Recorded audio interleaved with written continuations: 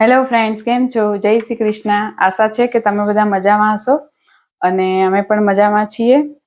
તો આજે હું એક સરસ મજાનો ગુડ ન્યૂઝ લઈને આવી છું. તો એ તમારી સાથે જે મેજર અપડેટ્સ જે આઈઆરસીસીએ કરેલા છે એના વિશે આજે હું ચર્ચા કરીશ. તો મેઇન ખાલી તમને કહી દઉં કે કયા ગુડ ન્યૂઝ છે. તો સૌથી પહેલું જે છે એ જે સ્ટુડન્ટને જે વર્ક પરમિટ વધારવાની જે ટાઈમ હતી એના રિલેટેડ છે. અને બીજું જે છે એ પ્રોસેસિંગ ટાઈમ, કે જે અમુક જે કેટેગરી છે એનો પ્રોસેસિંગ ટાઈમ એ લોકોએ એની મેથડ ચેન્જ કરવાના છે, એના વિશે આપણે ચર્ચા કરીશું. તો વિડીયો આખો એન્ડ સુધી જોજો તો તમને આખી ડિટેલની માહિતી મળે. અને જો તમે મારી ચેનલ પર નવા હોય તો મારી ચેનલને સબસ્ક્રાઈબ કરી દેજો. તો સૌથી પહેલા આપણે સ્ટાર્ટ કરીએ કે જે ફર્સ્ટ જે ન્યૂઝ છે એ એક જે પટિશન જે હતી એ E4454 જે ડિમાન્ડ કરી હતી કે ભાઈ સ્ટુડન્ટને જે પોસ્ટ સ્ટડી વર્ક જે છે એનો જે ટાઈમ ડ્યુરેશન વધારવાની માંગ કરવામાં આવી હતી, બરાબર છે. તો એની કેટલા ટાઈમથી જે ચર્ચા ચાલી રહી હતી કે જે સ્ટુડન્ટ 1 યરનો જે પ્રોગ્રામ ચૂઝ કરે તો એમને 2 વર્ષની વર્ક પરમિટ મળતી હતી, અને જે 2 વર્ષ પ્લસનો જે કોર્સ સિલેક્ટ કરે તો એમને 5 વર્ષની. તો એ રીતની માંગ ચાલી રહી હતી. તો હાલ જે છે એ કન્ડિશન પ્રમાણે જે 1 વર્ષનો જે કોર્સ ચૂઝ કરે છે ને એને 1 યરની વર્ક પરમિટ મળે છે. અને જો 2 વર્ષનો તમે કોર્સ પર આવ્યા હોય તો 3 વર્ષની વર્ક પરમિટ અપ્રૂવ થાય છે. તો હાલ જે અપડેટ આવી છે ગવર્મેન્ટ તરફથી એમાં એ લોકોએ આ જે માંગ જે કરવામાં આવી હતી એની ઉપર રિસ્પોન્સ આપ્યો છે. અને જે એ મે 1 એ લોકોએ સાઇન કરી અને રિવ્યુમાં ફાઇલ મૂકી છે. અને એ જે અપડેટ છે એમાં ગવર્મેન્ટ એવું કીધું છે કે આ જે તમારી માંગ છે એ અમે રિવ્યુ કરી રહ્યા છીએ અને આમાંથી ઘણા લોકોને ફાયદો થશે. જનરલી સ્ટુડન્ટને વધારે ફાયદો થશે અને જે કેનેડિયન લેબર માર્કેટ છે એમાં પણ ફાયદો થશે. અને પીએનપીમાં એ લોકોને વર્કર જોઈએ જ છે કે અમુક જે અહીંયા લેબર શોર્ટેજ જે છે એ લોકોને અમુક જે ડિમાન્ડની જોબ છે એમાં એ લોકોને લેબર નથી મળતા, તો એને લોકોને પણ ફાયદો થશે. તો એ લોકોએ હજી આ જે માંગ કરી છે એને નકારી નથી, પણ એમણે એવું કીધું છે ગવર્મેન્ટે કે અમે એના ઉપર રિવ્યુ કરીએ છીએ અને જલ્દી જ એ લોકો આપણને રિસ્પોન્સ આપશે કે કઈ રીતનું આગળ એ લોકો કન્ટિન્યુ કરવા માગે છે.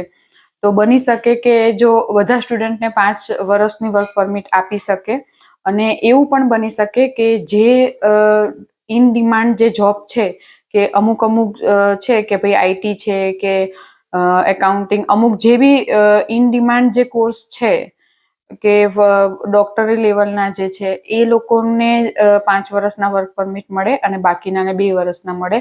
તો હજી કંઈ નક્કી નથી, પણ એ જે ડિમાન્ડ છે એ રિવ્યુમાં છે. તો ઇન ફ્યુચર જે બી ડિસિઝન આવશે એ હું તમારી સાથે શેર કરીશ. પછી બીજું જે સેકન્ડ જે છે એ પ્રોસેસિંગ ટાઈમ. તો અત્યારે મેજરલી શું છે કે બધાએ ફાઇલ મૂકી દીધી હોય એટલે પછી એમ થાય કે ક્યારે વિઝા આવશે, અને ગવર્મેન્ટ તરફથી ડિલે વધતું જ જાય છે. બહુ બધી ફાઇલો જે છે એ બેકલોગમાં પડી છે. તો મિલિયનમાં જે છે ફાઇલ નંબર એ બેકલોગમાં પડી છે. તો લોકોની ફાઇલ પણ સ્ટક થઈ ગઈ છે અને આગળ નથી વધતી. તો એને ધ્યાનમાં રાખીને એક ગવર્મેન્ટ જે છે આગામી ટાઈમમાં પ્રોસેસિંગ ટાઈમ કેલ્ક્યુલેટ કરવામાં આવશે અને એક મેથડ ઇન્ટ્રોડ્યુસ કરશે. અને આ કઈ મેથડ છે એના આપણે ચર્ચા કરીશું. તો અને આગળ એ પણ ચર્ચા કરીશું કે સ્ટડી પરમિટ અને વર્ક પરમિટની પ્રોસેસિંગ ટાઈમ અને કેટલા ટાઈમમાં વિઝા આવશે. તો આઈઆરસીસી એવું કીધું છે કે પ્રોસેસિંગ ટાઈમ કેલ્ક્યુલેટ કરવા માટે એક મેથડ અડોપ્ટ કરશે ઇન ફ્યુચર.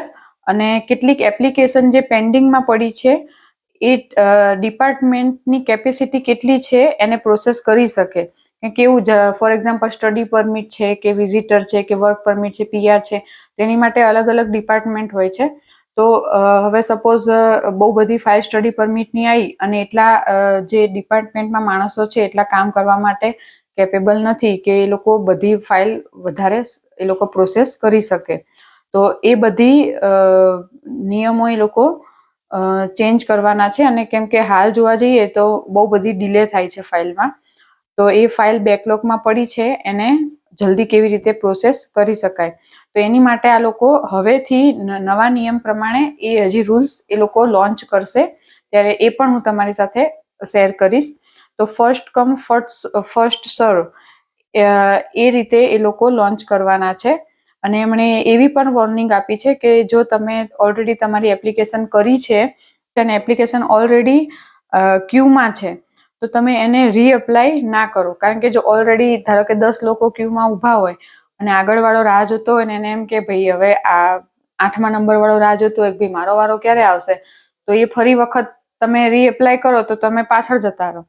તો એને રીઅપ્લાય ના કરો એવી પણ વોર્નિંગ આપી છે. કારણ કે તમારી ફાઇલ જે છે એ પાછળ જતી રહેશે અને તમારે પછી પ્રોસેસિંગ ટાઈમમાં ડિલે થશે. હવે આ જે મેથડ જે છે એમાં કઈ કેટેગરીવાળા ઇન્ક્લુડ કરવાના છે, તો એમાં જે છે એ કેનેડિયન એક્સપિરિયન્સ ક્લાસ PNP વાળા, પછી ફેડરલ સ્કિલ વર્કર પ્રોગ્રામ, પછી ગ્રાન્ડ પેરેન્ટ પ્રોગ્રામ, પછી સ્પાઉસ પ્રોગ્રામ, એમાં ઇનસાઇડ કેનેડા અને આઉટસાઇડ કેનેડા એ બધી કેટેગરી અંદર આવી જશે. અને એ લોકોએ IRCC એ પણ કીધું છે કે જે 80% એપ્લિકેશન જે છે એ વિધિન અ પ્રોસેસિંગ ટાઈમમાં થઈ જશે. એટલે સર્વિસ સ્ટાન્ડર્ડ જે ટાઈમ છે કે આપણે પ્રોસેસિંગ ટાઈમ જે ઓફિશિયલી વેબસાઇટમાં ચેક કરીએ કે ઇન્ડિયાથી તમે સ્ટડી પરમિટની જોશો તો એમાં અત્યારે 14 વીક બતાવે છે. તો તમારી જે પ્રોસેસિંગ છે એ 14 વીકની અંદર મેક્સિમમ ટાઈમ હોય છે, એટલામાં તમારા વિઝા આવી જાય, રિઝલ્ટ મળી જાય. તો હાલની કન્ડિશન પ્રમાણે જોવા જઈએ તો વિધિન 20 દિવસથી મહિનાની અંદર સ્ટડી પરમિટના વિઝા આવતા હોય છે. પછી વિઝિટરની જે વાત કરીએ તો એમાં 25 દિવસનો ટાઈમ છે, પણ અત્યારે લેટેસ્ટ આપણે જોઈએ તો 10 થી 15 દિવસમાં વિઝા અપ્રૂવ થઈ જાય છે.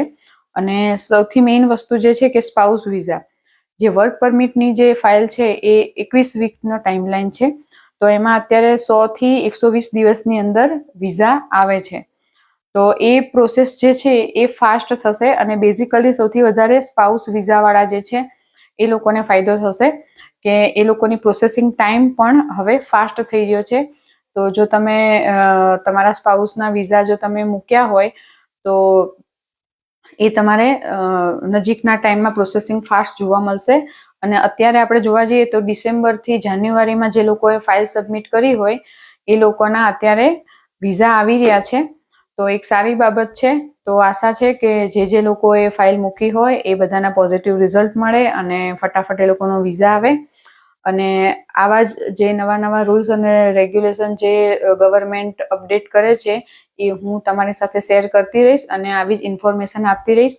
તો મારી ચેનલને લાઇક કરો, શેર કરો અને સબસ્ક્રાઇબ કરો અને કમેન્ટ બોક્સમાં જરૂરથી જણાવજો કે તમને આ મારો વિડીયો કેવો લાગ્યો. Thank you.